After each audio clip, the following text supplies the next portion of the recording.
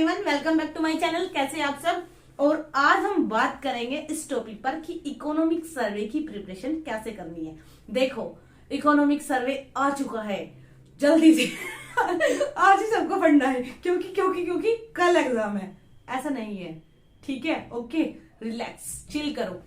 आपका एग्जाम कल नहीं है, आज नहीं है, परसों भी नहीं है। कुछ बच्चे इतने परेशान हो चुके हैं इकोनॉमिक सर्वे को देख के कि बिल्कुल रातों रात। और ये पता है कौन होते हैं? जिनका फर्स्ट अटेम्प्ट है, ठीक है? मेरे अकॉर्डिंग नहीं, अकॉर्डिंग टू मुन्नाल सर, ठीक है? आप मेरी बात ध्यान से सुनना। आपको इकोनॉमिक सर्वे को कैसे पढ़ना है, कैसे प्रिपेयर करना है, कौन सी चीजें होती है जो यूपीएससी पूछता है। देखो, यहाँ पे स्टेट पीसीएस की बात नहीं करूंगी। स्टेट पीसीएस में आपसे फैक्ट भी पूछे जा सकते हैं। सीधा सीधा ये पूछा जाता है कि जीडीपी कितनी रही, ठीक है? हो सकता है यूपी पीसीएस में या फिर हरियाणा, राजस्थान, कोई भी उसमें आपसे सीधा सीधा पूछा जा सकता है कि इस फील्ड में, जैसे मान लो कोई भी, सपोज करो हमारा रेशम उद्योग, कुछ भी, इसमें आयात कितना था, निर्यात कितना था। बट यूपीएससी किस टाइप के क्वेश्चन पूछता है और आपको प्रिपरेशन कैसे करनी है, ये इस वीडियो में मैं आपको अच्छे से सिखा दूंगी। आपको 8 ऐसे पॉइंट बताऊंगी जिन पे फोकस करके आप अपना इकोनॉमिक सर्वे तैयार कर सकते हो और उसके एक 9 to 10 पेज के शॉर्ट नोट्स तैयार कर सकते हो। जो ग्रुप के बच्चे हैं वो वीडियो को अच्छे से देखें, समझे, लर्न उसी के अकॉर्डिंग करना है जो मैं समझाऊंगी। नोट्स उनको नहीं बनाने हैं, because I am here. Okay, आप लोगों के लिए मैं अपने नोट्स बना रही हूं, वो आप लोगों को शेयर किए जाएंगे, तो आपको टेंशन बिल्कुल नहीं लेनी है। Don't waste your time notes बनाने में, ठीक है? तो आपको मैं खुद अपने नोट्स दे दूंगी, बट जो अदर बच्चे हैं यानी सब्सक्राइबर्स हैं वो सीख सकते हैं और 9 to 10 पेज में अपना इकोनॉमिक सर्वे तैयार कर सकते हैं। तो चलिए बात करते हैं पहला टॉपिक। सबसे मैन, दिमाग का जो डिब्बा है उसको बंद करो। यूपीएससी एस्पिरेंट बनकर आपको पढ़ना है इकोनॉमिक सर्वे का। कोई भी विरुद्ध का नेता या पक्ष का नेता, विपक्ष का नेता बनकर बिल्कुल नहीं पढ़ना है, क्योंकि हमारा जो महान इकोनॉमिक सर्वे है उसमें बताया गया है कि बेरोजगारी दर डिक्रीज हुई है। ओके, यानी बेरोजगारी दर घटी है पिछले सालों के मुकाबले।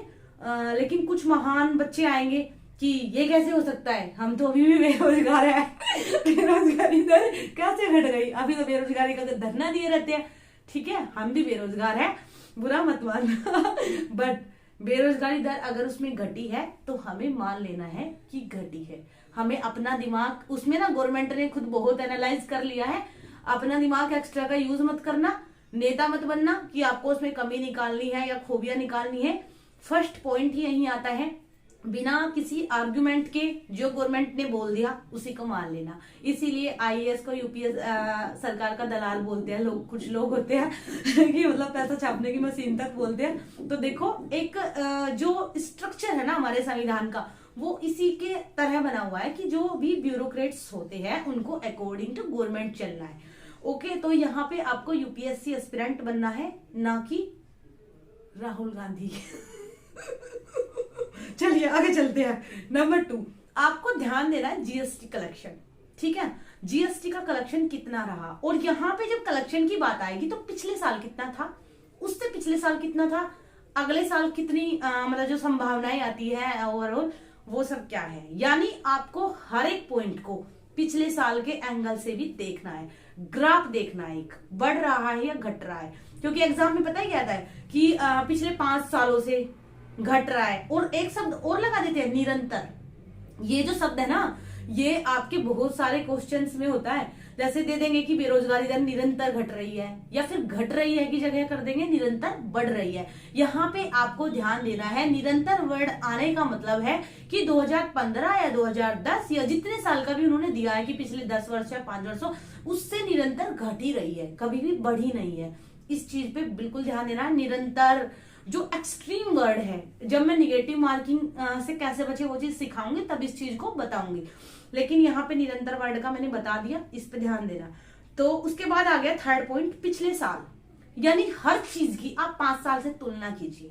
किसी चीज का आयात है, यानी फूड इंडस्ट्री में मान लीजिए पिछले 5 सालों का डाटा, और ये आप बोलेंगे कहां से ले, तो देखो यूपीएससी ने फिर वही बात बोलूंगी, एक दायरा सिलेक्ट किया है, ग्रेजुएशन। आपने ग्रेजुएशन की है, आपके हाथ में इतना बड़ा मोबाइल है, क्योंकि आई नो कि आप यूट्यूब पे मुझे देख रहे हैं, तो यूट्यूब इतने से फोन में तो नहीं चलता है। वो जो नोकिया 1200 वाला सेट आता था उसमें तो नहीं चलता है। तो यूट्यूब जिस फोन में चलता है उसमें गूगल भी चलता है। गूगल पे सर्च कीजिए, 2015 का इकोनॉमिक सर्वे निकल के आ जाएगा, फिर कंपेयर कीजिए, उसके अकॉर्डिंग अपने नोट्स बनाइए, ठीक है।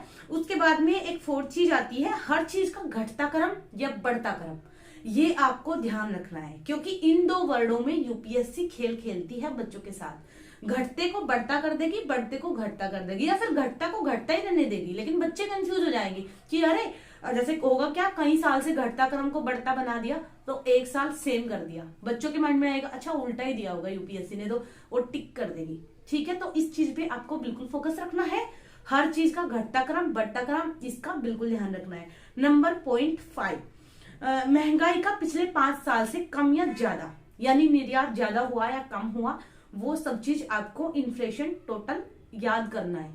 फैक्ट भी याद करने हैं, मैंने ये नहीं बोला, लेकिन ये की पॉइंट्स है कि इनको आपको ध्यान देना है, इनको आपको एक बेस बनाना है। जैसे होता है ना, किसी भी चीज को तैयार करने से पहले उसकी एक रूपरेखा, इनको लिख लेना है, इनके अकॉर्डिंग फिर इकोनॉमिक सर्वे लो। और इकोनॉमिक सर्वे भी ना जो मोटी मोटी आती है ना, वॉल्यूम 1 वॉल्यूम 2, वो मतलब जल्दी ही विजन आईएएस के पीडीएफ फॉर्म में शॉर्ट में आने वाला है। जिसको मैं पढ़ती हूँ मैं उसको बता रही हूँ, मैंने ये नहीं बोला कि आप विजन के लो, आप दृष्टि के लो, इंसाइट के लो, बाजीराम के लो, as you like, but PDF लो, क्योंकि वो एक समरी होती है और उस समरी का फिर क्रक्स जो होता है वो आपको मल्टीपल रिवीजन करना है, ठीक है। इतने बड़े बड़े पढ़ोगे तो एक ही बार पढ़ पाओगे, एग्जाम पास में आ रहा है।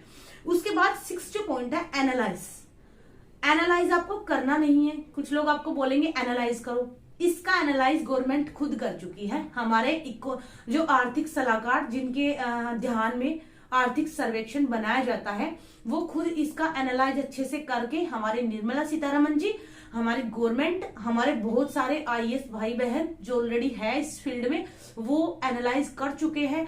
हमें केवल उस एनालाइज को अच्छे से समझना है, ठीक है।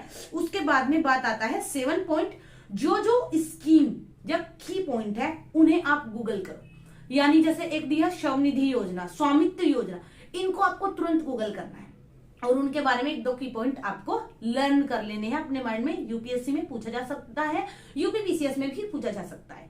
उसके बाद में आपको 8 पॉइंट है, कौन कौन सी चीजें कम हुई और कौन कौन सी चीजें बढ़ी, इनका भी आपको अच्छे से ध्यान रखना है।